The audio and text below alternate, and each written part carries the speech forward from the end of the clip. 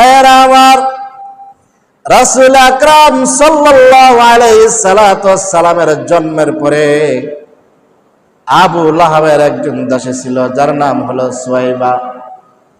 ভোরবেলা দাসী আইসা মালিককে খবর দেয়, আপনার বাতিজা হয়েছে, যার নাম হবে মুহাম্মদ, কিতাবের মধ্যে পাওয়া যায়।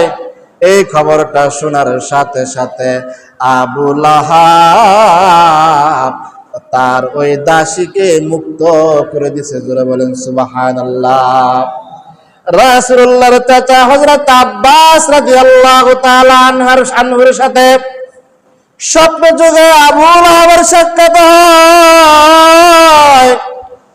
আর আব্বাস রাদিয়াল্লাহু তাআলা আনহু ডাক দিয়া বলে, ও আবু লাহাব, তুমি কেমন আছো? তোমার কি অবস্থা? বলে, আমি জাহান্নামের শাস্তি ভোগ করতেছি, তবে আল্লাহ রাব্বুল আলামিনের দয়া মায়ায় আমার সপ্তাহে একদিন আমার আযাবটা একটু মাফ হয়ে যায়। হযরত আব্বাস রাদিয়াল্লাহু তাআলা আনহু জিজ্ঞাসা করে, কি ব্যাপার? বলে, ওই যে আমার ভাতিজা মুহাম্মদ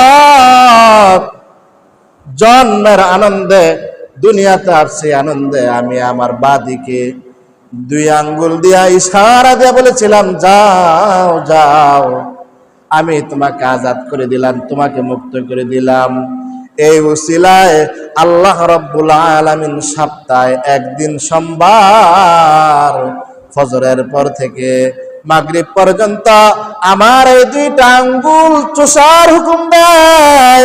আমি যখন 2টা আঙ্গুল চুষতে থাকি, এই আঙ্গুল দিয়া কখনো কখনো পানি বের হয়, কখনো কখনো জান্নাতের দুধ বের হয়, কখনো কখনো জান্নাতের মধু বের হয়। জোরে বলেন সুবহানাল্লাহ।